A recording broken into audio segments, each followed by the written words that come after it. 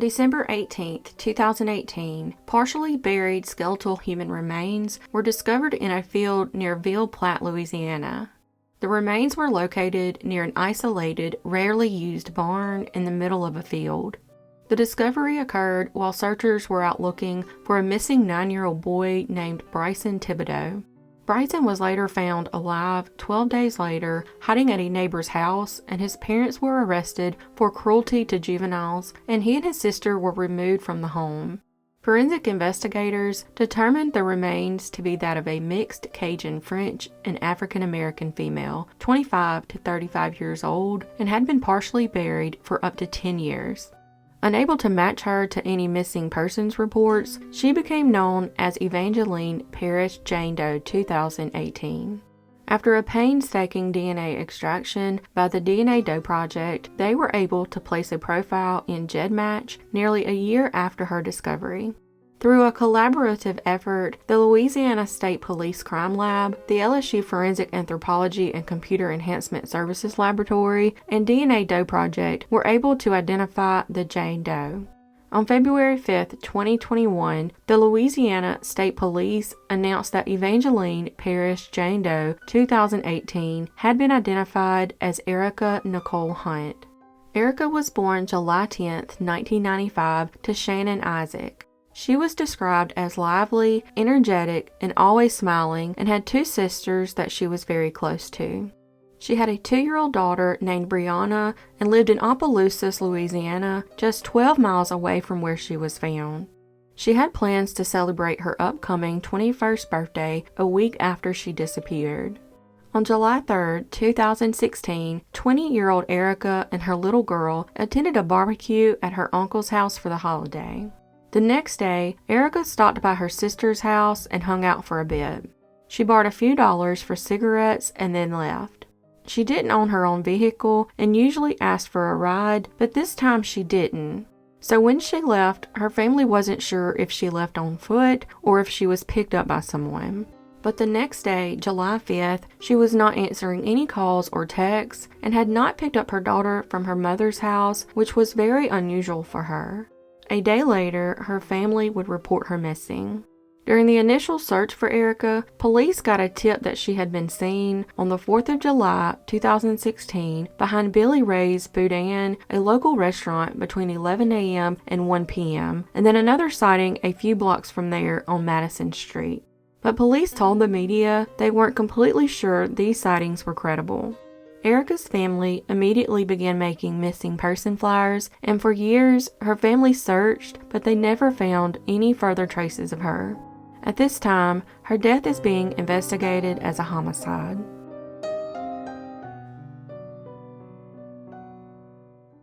On July 9, 2017, a woman's body was found behind a residence in downtown Phoenix, Arizona, in the area of North 22nd Place and East Garfield Street. She was determined to be Caucasian, between the ages of 44 and 70 years old, and was found just hours after her death. It was determined that she may have been homeless, and her cause of death was heat exhaustion. She had a tattoo on her upper left chest of a rose with the name Stewart underneath, and another tattoo on her lower right leg with the words Laura and Layla. However, she had no teeth for comparison. Unable to determine her identity, she became known as Laura and Layla Phoenix Doe. After exhausting all other leads, the Phoenix Police Department contacted the DNA Doe Project in March of 2021, hoping to identify the woman using investigative genetic genealogy. Hudson Alpha Discovery performed the DNA extraction and whole genome sequencing. By the end of May, sequencing had been completed, and on June 1, 2021, the DNA file was delivered to Sabre Investigations for bioinformatics. The DNA file was first uploaded to GEDmatch on June 3, 2021, and then uploaded to Family Tree DNA on July 15, 2021. Students in the Forensic Genetic Genealogy Graduate Certificate Program with the University of New Haven participated in the research phase of this case, making it one of the first cold cases solved with graduate student intern involvement using investigative genetic genealogy. Close family matches were found on both GEDmatch and Family Tree DNA. The genealogy research was complicated by the lack of public records and endogamy, but the team was able to identify a candidate within a few weeks. Once the team got a genetic lead, they enlisted the FBI for a fingerprint comparison. 4 years after being found, she was identified as Laura Jean Jordan. She had not been reported missing to the police, but her family last saw her leaving on a bus from California to Oklahoma where she lived. Thankfully, her family finally has some closure, and sadly there are very little details available about her life.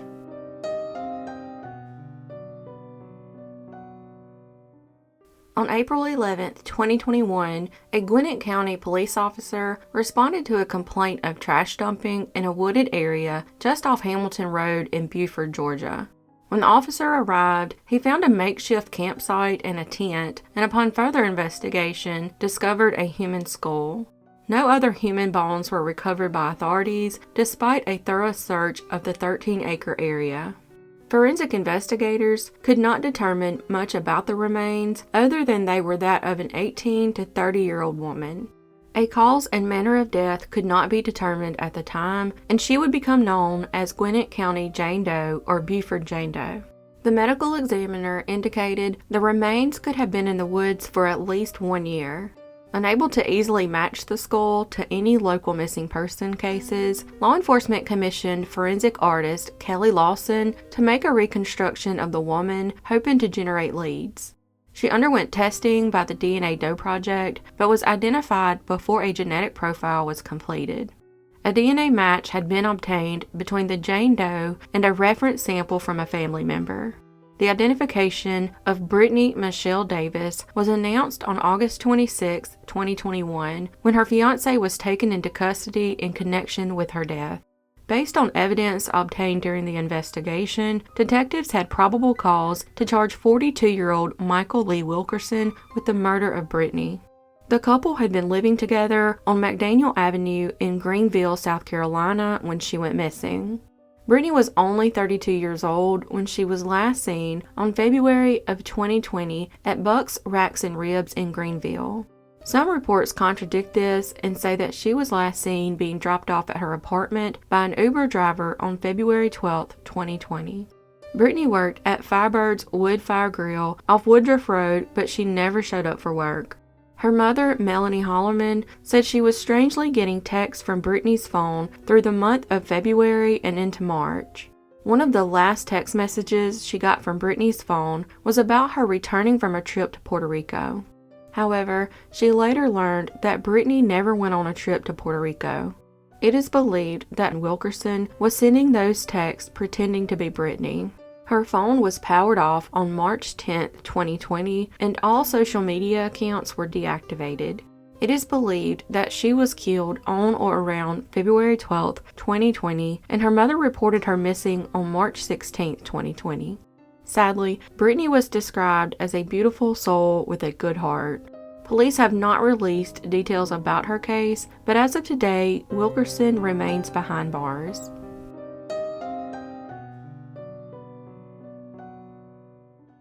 On August 5, 1988, human remains were discovered by a fisherman along Beaver Creek in the Willow Sloat State Fish and Wildlife Area in Morocco, Indiana. It was determined that the remains were those of a black female between the ages of 25 and 45 years old. Found with the body were a pair of Jordache jeans and a safety pin stamped with the number 450. It was later believed that the safety pin was possibly from a Morocco swimming pool. Also with her was a number from an old police report case. She was found underneath the remains of another individual identified as Celeste Tony Sherrod. The bodies of Tony and the woman had been in the same forest and swamp area on the Indiana-Illinois state line where Chicago mob boss Anthony Spilotro and his brother Michael were found slain in a shallow grave in June 1986, 2 years earlier. Authorities speculated that the area was being used as a burial ground by organized crime figures from Chicago.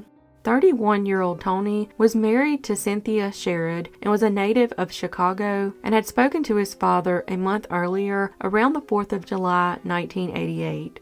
His Chevrolet Astro van was found several days later, 3 miles away in Indiana, also burned. However, he wasn't reported missing until months after he was last seen, and his family said he was on the road for weeks at a time as a truck driver. Cynthia said she'd last seen her husband in May of 1988, about 3 months before he was found. Police reports noted that Tony had an extensive criminal history and numerous girlfriends. Unable to determine the female's identity, she became known as Charlene Doe, Newton County, 1988. Years later, a cold case detective presented part of a tooth to a dentist, which was determined to have been an expensive dental crown. He sent the skull to Betsy Cooper, a forensic artist, and she created a sketch of what the female may have looked like while alive. In 2019, the DNA Doe Project began trying to identify her using genetic genealogy. DNA extract was obtained from UNT Center for Human Identification, and in March 2020, the DNA was sent to Hudson Alpha Discovery for whole genome sequencing. After data was obtained, bioinformatics work was performed by Sabre Investigations to produce a file suitable for upload to genealogical databases. On May 7, 2020, the file was uploaded to GEDmatch and Family Tree DNA, and the top matches were distant cousins, which represented both parents. On March 5, 2021, 33 years later, the Newton County, Indiana Coroner's Office positively identified the Jane Doe as that of Jenifer Noreen Denton from Joliet, Illinois.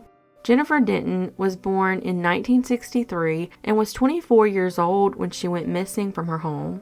She left behind her 1-year-old daughter and all of her personal belongings. Her sister had tried to file a missing persons report at the time, but the Joliet Police Department refused due to Jenifer being an adult. This is still an open investigation, and there are no further details available on the case at this time.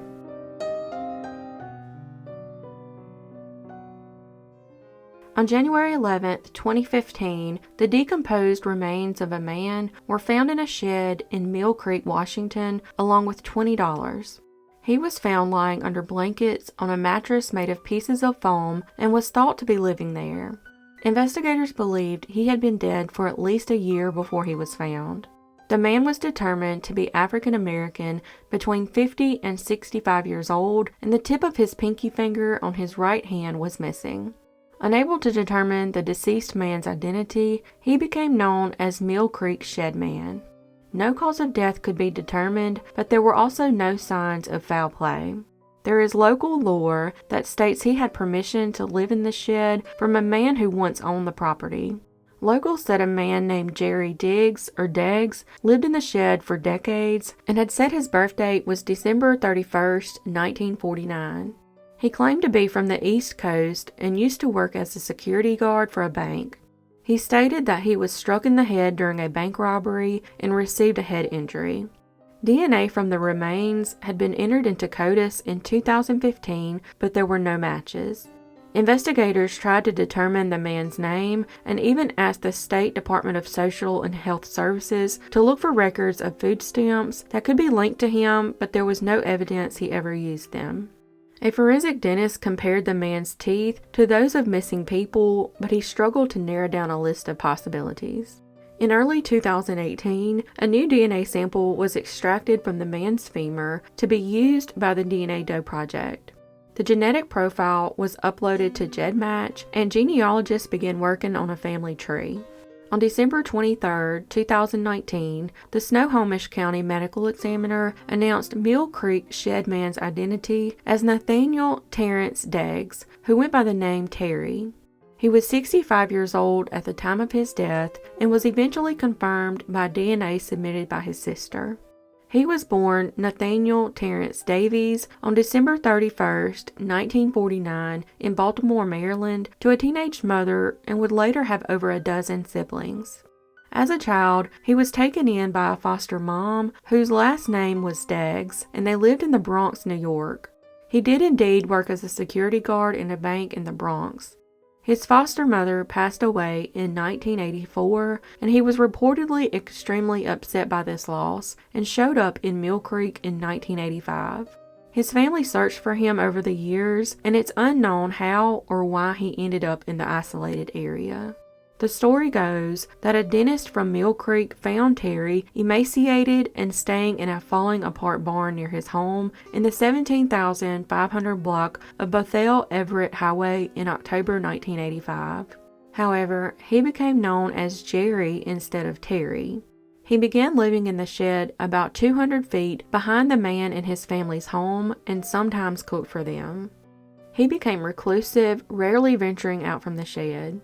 Years later, in 1996, another man began renting the home and was aware of Terry living in the backyard shed. He said Terry often made childlike sketches of his surroundings and appeared kind of slow. He said he would bring him plates of food on the holidays.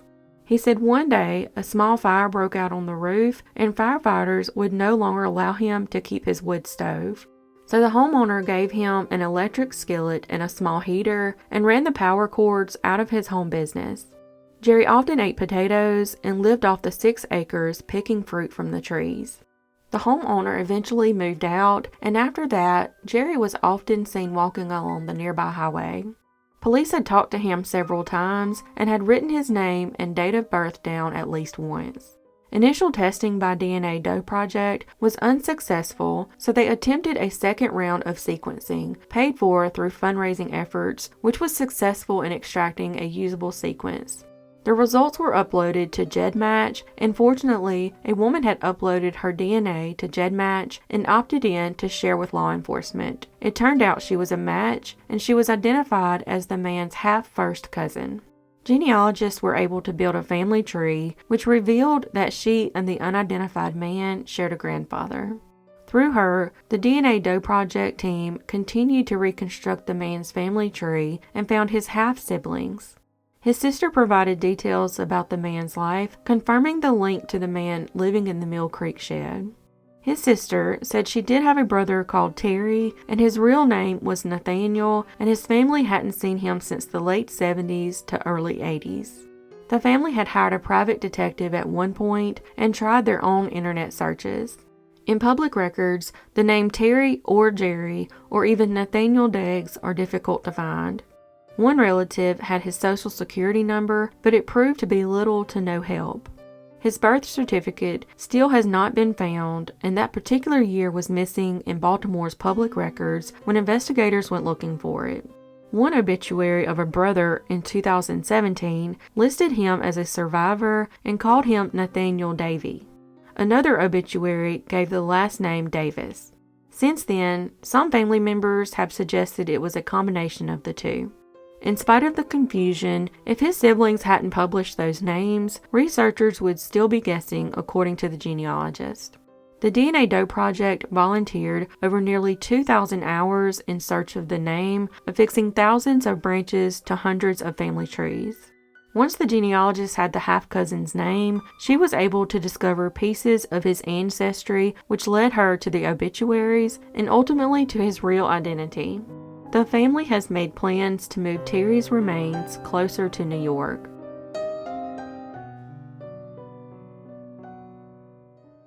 On October 24, 1994, a body was found partially buried in the desert area of Date Palm Drive and Raymond Road near Thousand Palms in California.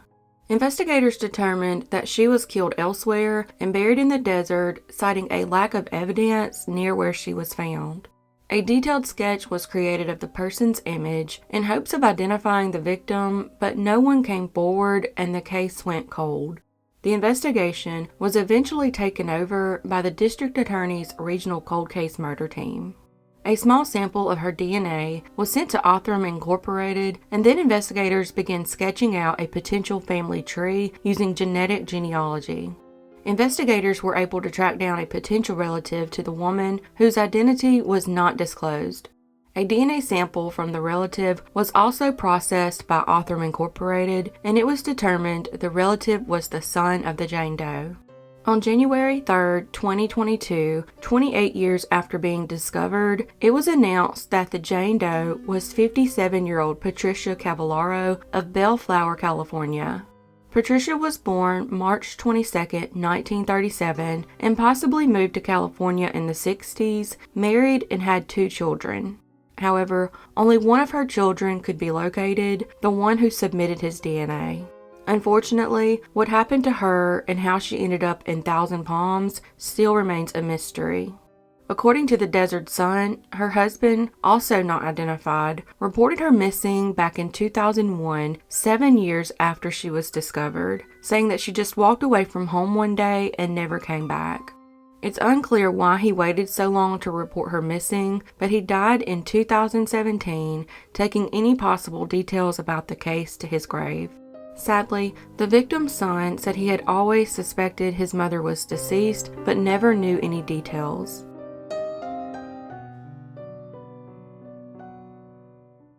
On October 9, 2001, a survey crew found partially skeletonized remains off the shoulder of the northbound lane of I-65 about 12 miles north of the Kentucky-Tennessee state line. It was determined the woman had died 2 to 8 weeks earlier and was between the ages of 25 to 35 years old. She had long, wavy, light reddish-brown to reddish-blonde hair and a rose tattoo on her left breast. She had a healed fracture on her left upper right arm near her shoulder and a healed broken rib. She also had a scar on her face and right wrist and had poor dental health. On the ground nearby the body were 2 rings, with one believed to be a wedding band. Her time of death had been estimated to be between August 1, 2001 and October 1, 2001. It's believed that she was thrown over a guardrail, down a steep embankment, and into a grove of trees by the interstate. Unable to determine her identity, she became known as Kentucky Jane Doe 2001. In May of 2018, the Kentucky State Police contacted the DNA Doe Project, hoping to resolve the woman's identity using genetic genealogy.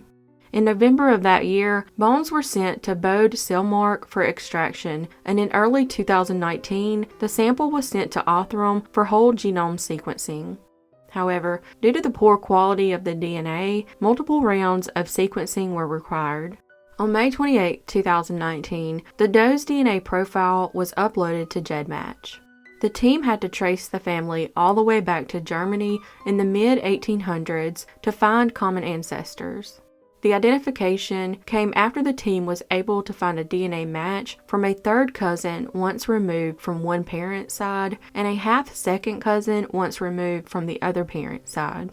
Therefore, the Doe and the DNA match share great-great-grandparents. On July 14, 2021, a candidate was presented to the agency, and just 2 weeks later, her identity was confirmed as Dawn Clare Plonsky Wilkerson from Nashville, Tennessee. Dawn was 45 years old at the time of her alleged murder, 10 years older than the oldest estimated age of her remains. It is unclear if she was ever reported missing, but the cause of her death is still unknown.